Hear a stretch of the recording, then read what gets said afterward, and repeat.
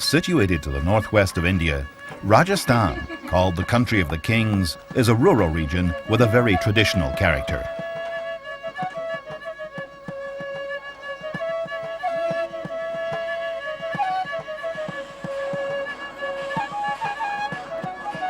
The population of 40 million is made up from an incredible mosaic of castes that subdivide society into large groups according to economic and religious criteria.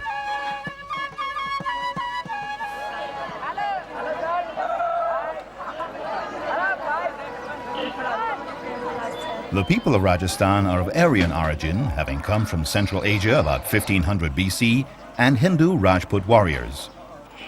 The warlike Rajputs came, according to tradition, from the sun, the moon, and from fire. These legendary figures ruled over the region for close to 2 centuries and slowed down the Muslim conquest. Contrarily to other regions of India, the different communities in Rajasthan, the Hindu majority, the Muslims, and nomadic tribes peacefully coexist.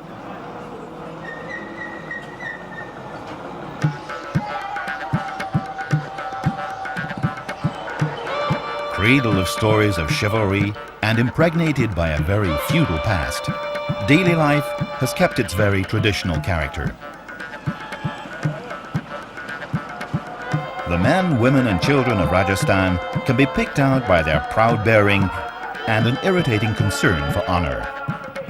Regarding foreigners with amused curiosity, you're sure of a very warm welcome.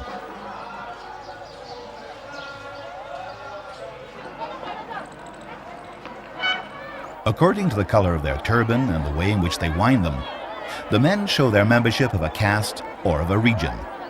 It's the same thing for women, whose finery and jewels make a statement about their source according to very precise symbolism. Very close to the frontier with Pakistan, right in the middle of the desert of Thar, rising like a mirage, is the golden city of Jaisalmer, also known as Sunar Kila, the Fortress of Gold.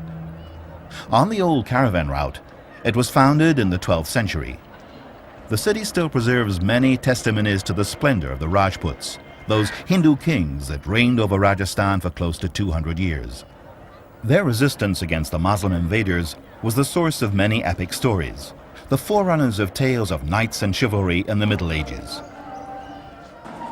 In the heart of the city, there are finely sculpted houses called haveli that were built in the 17th century by rich merchants. Contrasting light with shade, the modern-day residential quarter is honeycombed with narrow streets.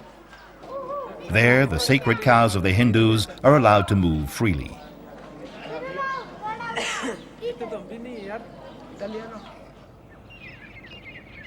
When the Rajput sovereign, Rao Jodhpur, decided in the 15th century to build the fortress of Jodhpur, the Muslim conquest of India was already well advanced. They'd been arriving in successive waves since the 8th century.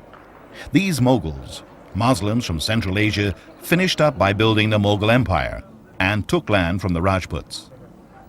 Looking down on the blue reflections of Jodhpur from the terrace of the fortress, you can hear the city bustling with activity. The clock tower, a landmark for the residents, marks the entry to the bazaar and the Sardar market. The whole life of Jodhpur is concentrated around this market.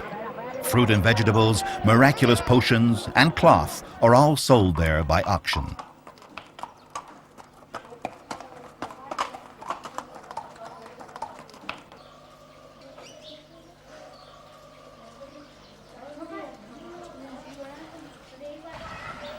There are 2 different local explanations for the blue color washed onto some of the houses in Jodhpur.